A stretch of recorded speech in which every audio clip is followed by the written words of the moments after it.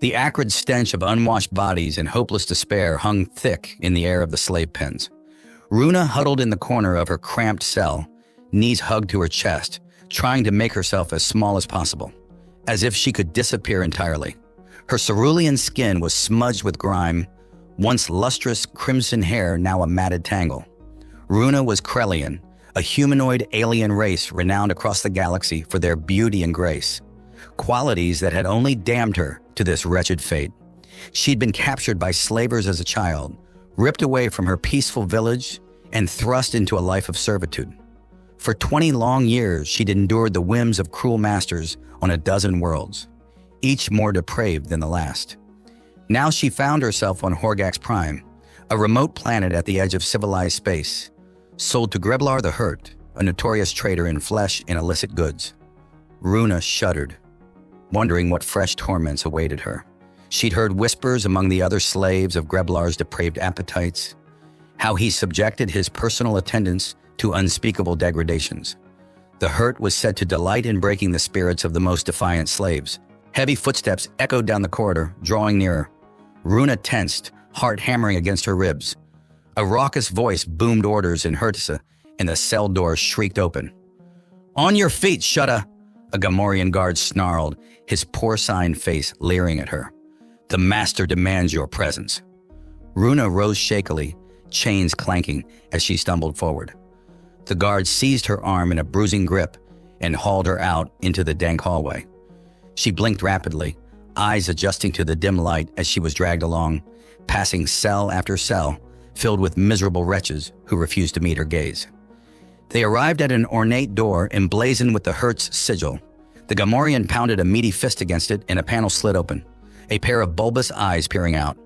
Apparently satisfied, the door's guardian swung it wide, ushering them into Greblar's audience chamber. Runa fought down a wave of nausea as an oppressive wave of heat and the pungent musk of Hurt slime washed over her. The immense chamber was packed with a dizzying array of species, all exquisitely dressed, here to pay tribute to the mighty Greblar and curry his favor. The Hurt himself dominated the room, his bloated form sprawled obscenely across a raised dais, stubby arms draped over the supple green flesh of his Twi'lek consorts. "Ah, my sweet new morsel," Greblar's booming voice oozed with cruel delight. "Come closer, let me look upon you." The Gamorrean shoved Runa forward, and she stumbled to her knees before the dais, chains rattling. She kept her eyes downcast, shaking with a potent mix of fear and revulsion. A pudgy finger tipped with a sharp nail caught her chin, tilting her face up. Greblar's bulging orange eyes roved over her hungrily, tongue flicking out to lick at his drool-slicked lips. "Exquisite," he rumbled. "You will make a fine addition to my harem. But first you must be trained, broken. I will enjoy watching the fire fade from your eyes." Runa trembled but held her tongue. Greblar chuckled, a wet, gurgling sound, and released her chin. He barked an order, and a tall, whip-thin Duras with a pinched blue face scurried over. "Varlo, take our fiery beauty to the pleasure gardens and begin her lessons," the Hurt commanded. "I expect her to be ready for the celebration of the Phyrexian eclipse." "Yes, my lord," Varlo bowed deeply. "It will be done." The Duras seized Runa's arm and hauled her up, marching her briskly from the audience chamber. As the doors slammed shut behind them, he leaned in close, breath hot against her ear. "Do not resist, girl," Varlo hissed. "It will only make your suffering worse. In the end, you will submit. They all do." Runa clenched her jaw, a single tear tracing through the grime on her cheek. Was this to be her fate?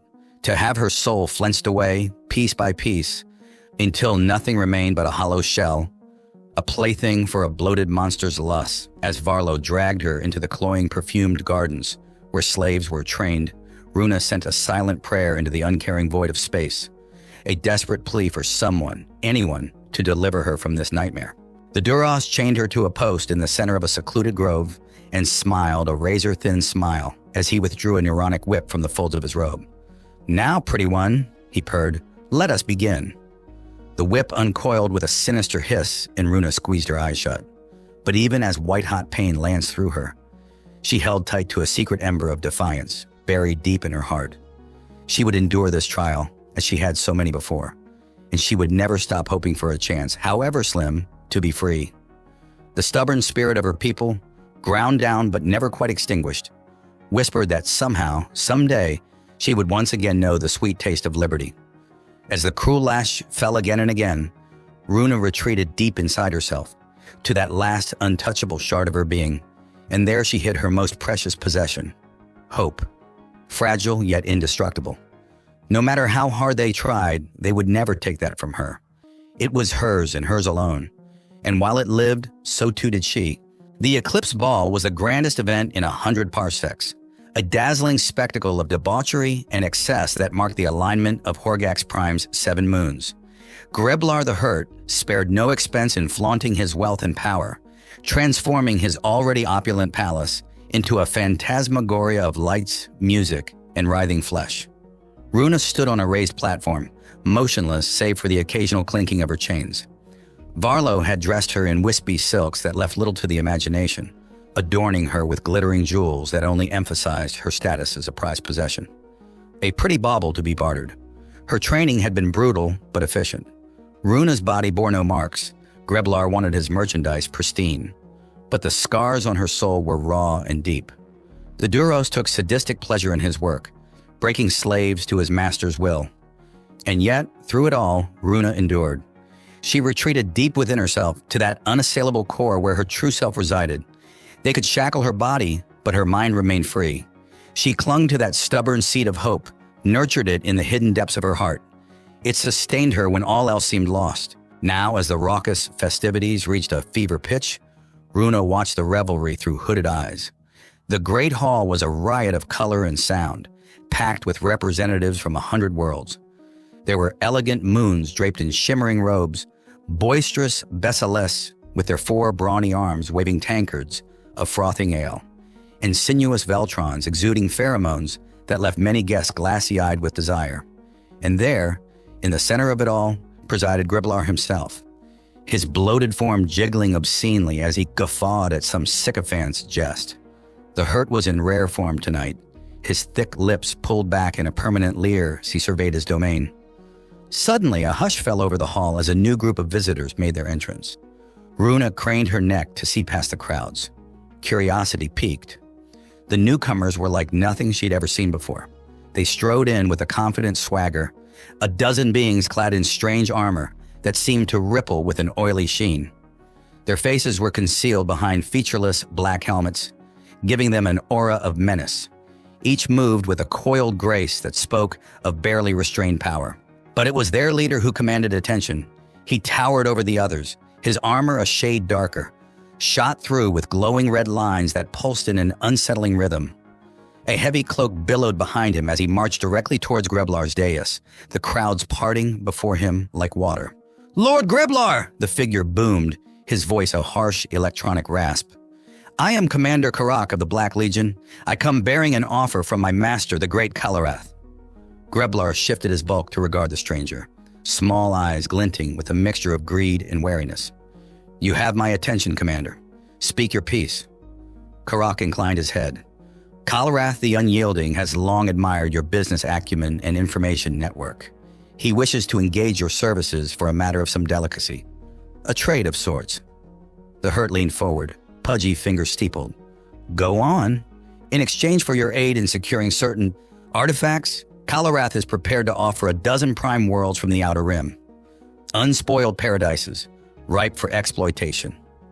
A ripple of excited murmurs raced through the assembled guests. Such an offer was unheard of. Even Greblar seemed taken aback, his bulbous head bobbing as he considered. "An intriguing proposition," the Hurt rumbled. "But I must have time to deliberate. Enjoy the pleasures of my palace for now, Commander. We shall speak again on the morrow." Karak bowed stiffly and turned on his heel, black cloak swirling. As he passed the slave platform, his helmet swiveled, and Runa felt the weight of his unseen gaze fall upon her.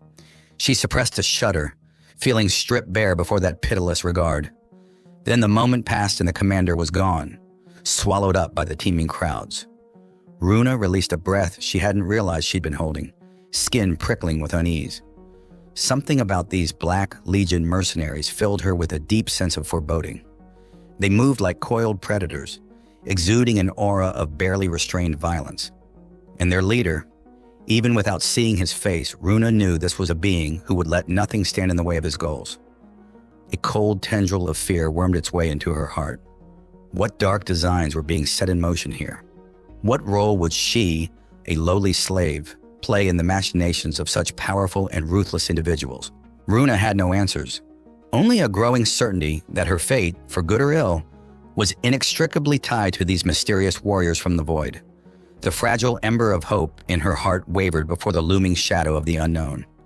But she would not let it be extinguished. Whatever trials lay ahead, Runa silently vowed to meet them with the same quiet strength that had carried her this far. Even a slave could dream of freedom. And sometimes, just sometimes, dreams came true. The eclipse ball was in full swing, the great hall a whirling kaleidoscope of drunken revelry and debauchery. Runa paid the chaos little heed, lost in thought as she often was these days. Her mind kept circling back to the Black Legion and their inscrutable leader. Whispers abounded of the Legion's fearsome reputation, tales of merciless warriors who struck from the shadows to mete out their own brand of justice. Some claimed they were a myth, a boogeyman invented to strike fear into the hearts of the wicked. Others swore they were all too real, an elite cadre of killers who left only carnage in their wake. Suddenly, a piercing scream rang out, cutting through the din. Runa's head snapped up, eyes wide. Across the hall, a knot of panic spread through the crowds. Beings shoved and clawed at each other in a desperate bid to escape some unseen threat. And then she saw them. Dark figures pouring into the hall from every entrance, weapons at the ready. They moved with ruthless efficiency, incapacitating guards and guests with surgical precision. Stun bolts and tranquilizer darts flew, dropping their targets in heaps. Through the chaos strode a single figure, tall and commanding in his black armor. In one hand, he clutched a stun baton, its crackling energy casting eerie shadows across his impassive faceplate. With a gesture, he sent a trio of guards tumbling, their weapons clattering to the floor.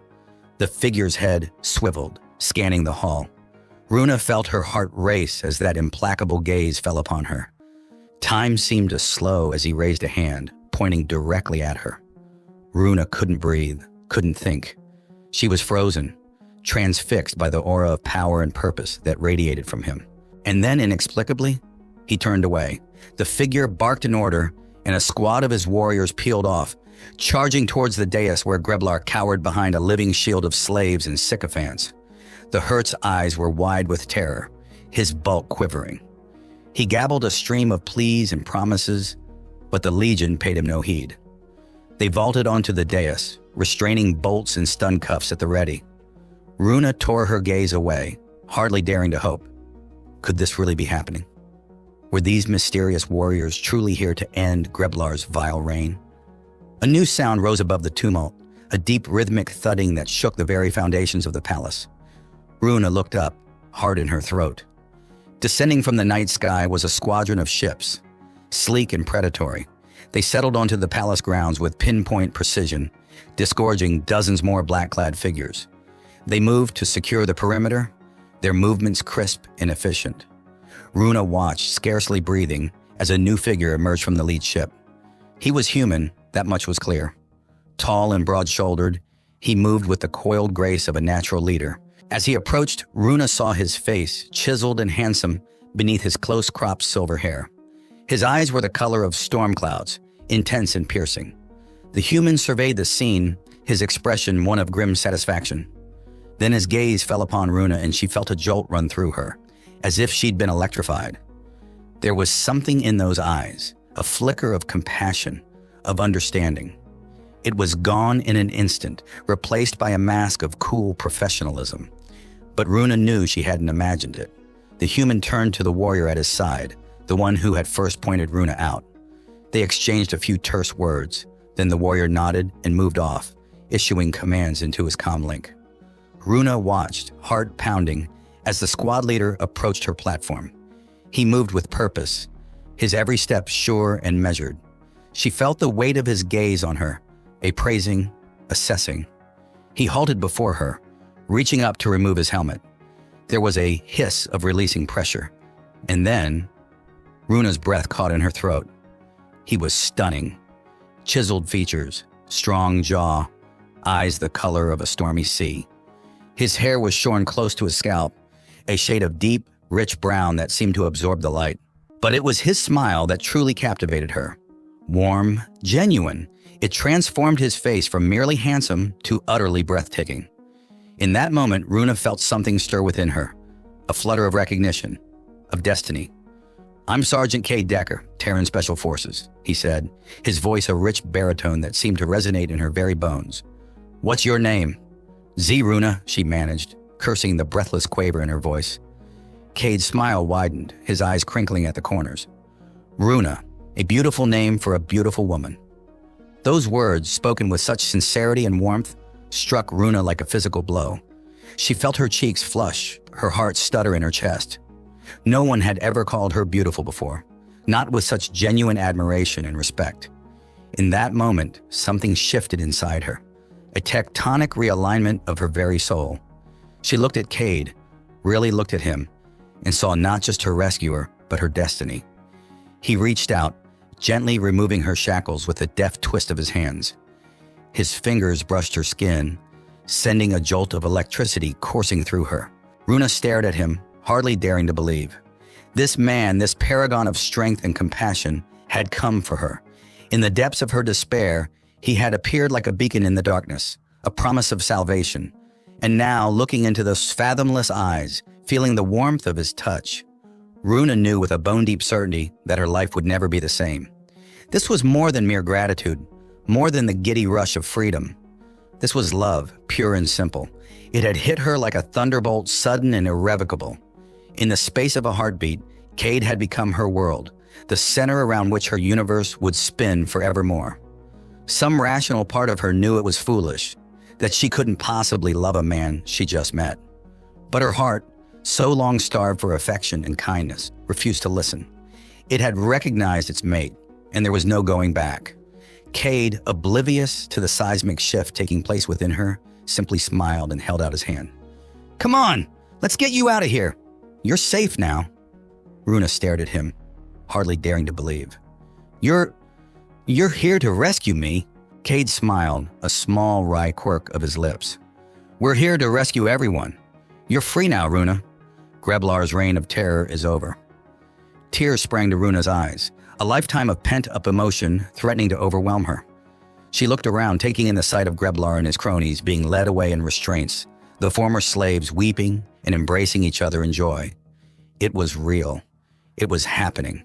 After so many years of darkness, a glimmer of light had finally pierced the veil.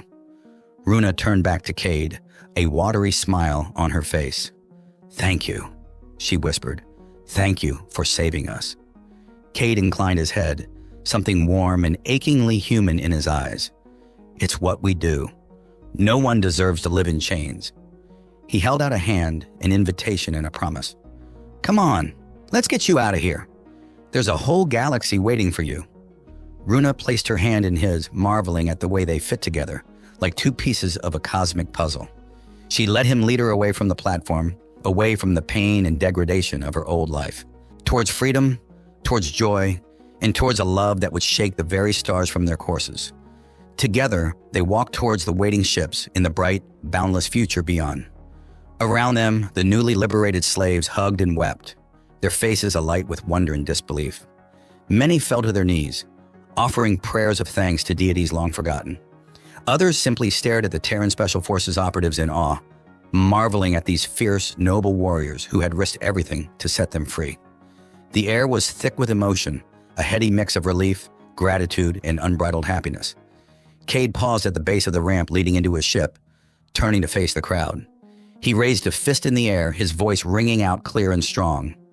"Today we struck a blow against tyranny and oppression. Today we showed the galaxy that the human spirit will never be broken, never be conquered. Today we gave hope to the hopeless and a voice to the voiceless. Remember this day, my friends. Remember that no matter how dark the night, dawn always comes." A cheer went up from the assembled throng, a sound of pure, unadulterated joy. Runa felt it wash over her, felt it fill her up from the inside out. She looked at Cade, at the fierce pride and determination etched on his handsome face, and knew that she would follow this man anywhere. Into the jaws of hell, into the heart of the unknown. It didn't matter. All that mattered was the unbreakable bond that had sprung up between them, the love that burned brighter than 1,000 suns. Hand in hand, they ascended the ramp, ready to face whatever challenges lay ahead. For they knew that together they could overcome anything. The journey from Horgax Prime was a blur of activity and emotion. The Terran ships were a hive of controlled chaos, medics tending to the wounded, officers debriefing the freed slaves, technicians repairing gear and restocking supplies. Through it all, Runa remained at Cade's side, marveling at the easy efficiency of the Terran Special Forces. These were no ordinary soldiers, but a tight-knit brotherhood, forged in the crucible of countless battles. They moved and acted as one, a well-oiled machine dedicated to a singular purpose, protecting the innocent and righting the wrongs of the galaxy. Saturn, in the quiet moments between the bustle, Cade never left her side. He was a constant presence, strong and reassuring, always ready with a kind word or a gentle touch. With every passing hour, Runa felt herself falling deeper and deeper in love. It was more than just physical attraction, though there was no denying the electric thrill that coursed through her every time their eyes met. No, this was a meeting of souls, a profound connection that transcended mere flesh and bone. In Cade, Runa saw a kindred spirit, someone who had known pain and loss, but had emerged from the darkness, stronger and more compassionate. He was a beacon of hope in a galaxy that had long since lost its way, a shining example of the best humanity had to offer. As the days turned into weeks, Runa began to heal, both physically and emotionally. Under the care of the Terran medics, her scars faded. Her body grew strong and healthy, but it was Cade's love that truly mended her shattered soul. He was endlessly patient, never pushing, never demanding. He was content simply to be near her, to offer his strength and support as she grappled with the demons of her past.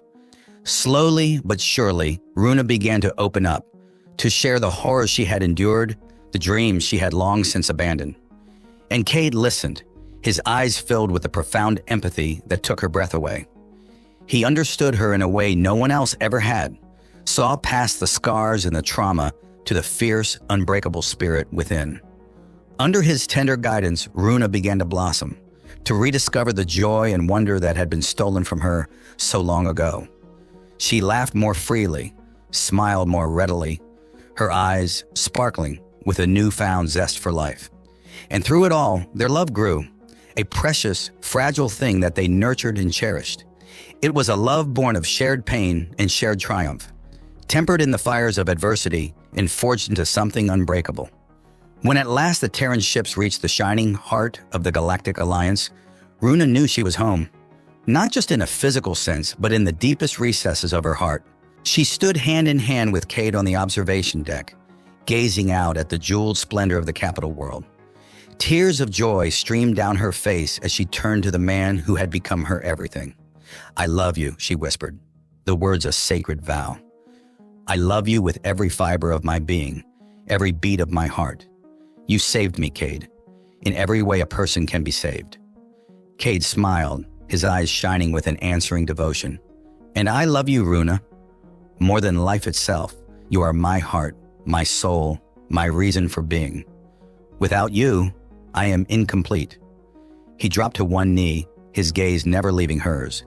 From his pocket, he withdrew a simple band of gold, gleaming in the starlight. "Runa, my love, my life, will you marry me? Will you stand by my side now and forever as we face the challenges of this life together?" Runa's heart soared, a joy beyond words filling her to the brim. "Yes," she managed through her tears. "Yes, yes, 1,000 times yes." Cade slipped the ring onto her finger, then surged to his feet, capturing her lips in a kiss that seared her to her very soul. Around them, the Terran soldiers erupted into cheers and applause, their voices raised in a joyous celebration of love's triumph. And as Runa lost herself in Cade's embrace, she knew that this was only the beginning. Together, they would heal the hurts of the past, would face the trials of the future with courage and compassion. Together, they would build a life, a family, a legacy, a shining beacon of hope and love in a galaxy that had long yearned for such light. And though the road ahead would be long and hard, Runa knew they would walk it hand in hand, their love a shield against all darkness. For they were one now and forever, a love to shake the stars from their courses, a love to light the very heavens.